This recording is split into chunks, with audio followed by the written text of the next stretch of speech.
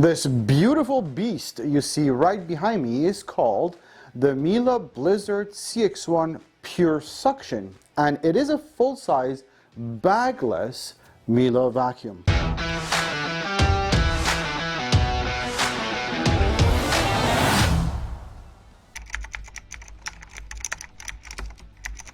This vacuum is perfect for someone who's got a lot of bare floors, hardwood, ceramic, laminate, what have you, and few scattered area rugs, as long as they're flat, low-pile rugs. The reason for that is it comes with the two floor heads, one being Miele's best tool for bare floors, for any hardwood, ceramic, laminate, tile, concrete flooring, whatever you have.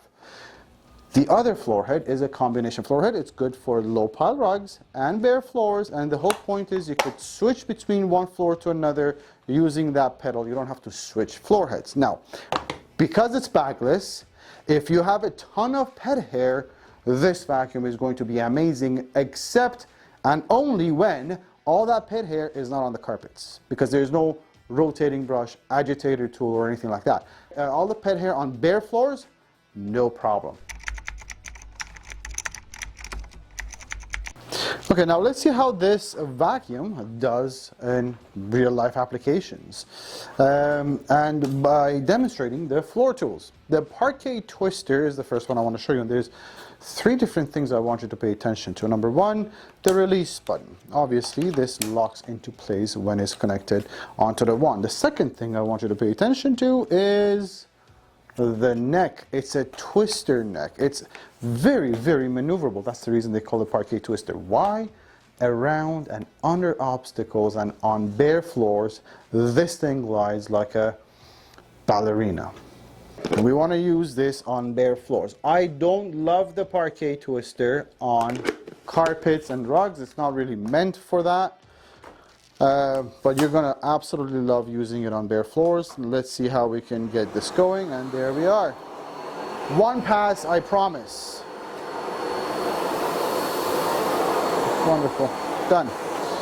So, obviously, I know exactly what to expect, but around and under furniture, and for me to give you a quick idea as how that works, we have about 2-3 inches of clearance here, and that's a common chair or an obstacle to have in most homes. So let's see how we do here. This obviously lays flat on the floor, so very, very easy. Now if I wanted to go this way, no problem. The same thing here. Go in, twist, get the corners.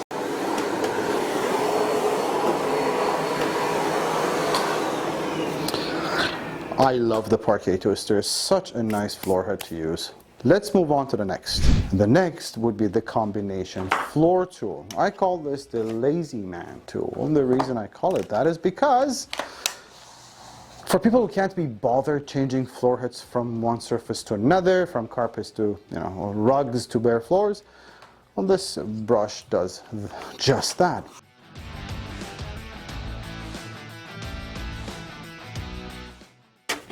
Watch this.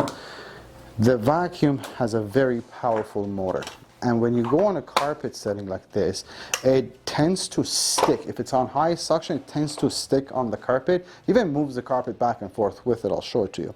Now, to mitigate that, reduce the suction setting. You actually have an area rug icon right here.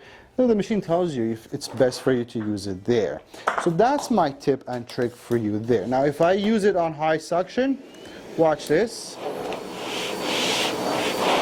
You can imagine how easy this thing is going back and forth. You don't want that. Reduce the suction.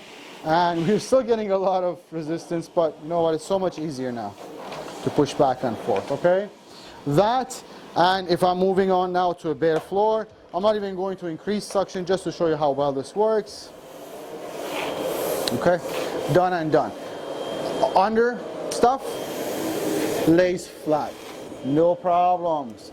Same idea with the Parquet Twister. It lays flat, it doesn't require much of a clearance,